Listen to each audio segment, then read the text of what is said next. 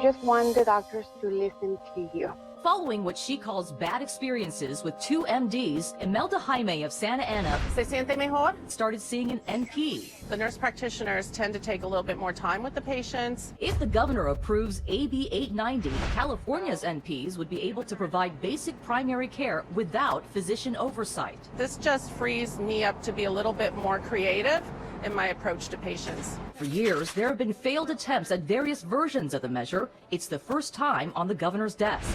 Supporters say more independence for NPs would ease primary care shortages, especially in underserved and rural areas. This bill actually does not mandate that they go to rural areas. It doesn't mandate that they go into primary care. LA psychiatrist How's your concentration been during the day? and member of Physicians for Patient Protection, Dr. Laura Kendall believes it's a risky remedy. When you don't know what you don't know, really bad things can happen.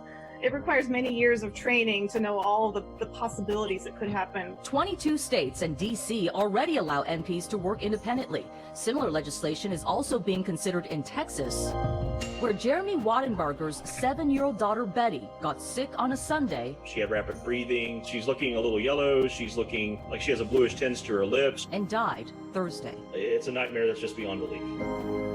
Jeremy had taken Betty to an urgent care where an advanced practice nurse diagnosed Betty with the flu. And they kept reassuring us she's going to be okay. And sent her home. She died in the morning.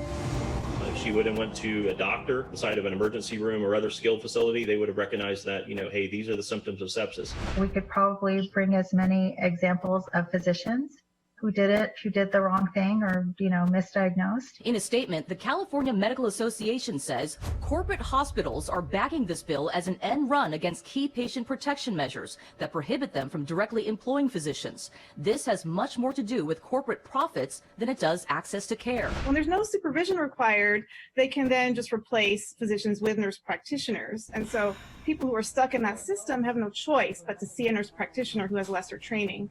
And those who can afford it can go outside of that system, and then therefore it's a two-tiered healthcare system. Dr. Kendall says she's worked with great NPs in her career, but she would like to see the healthcare system remain a team model. We're in a situation now where we need all hands on deck. We got to untie some hands so we can all take care of patients. Susie Sa, CBS 2 News.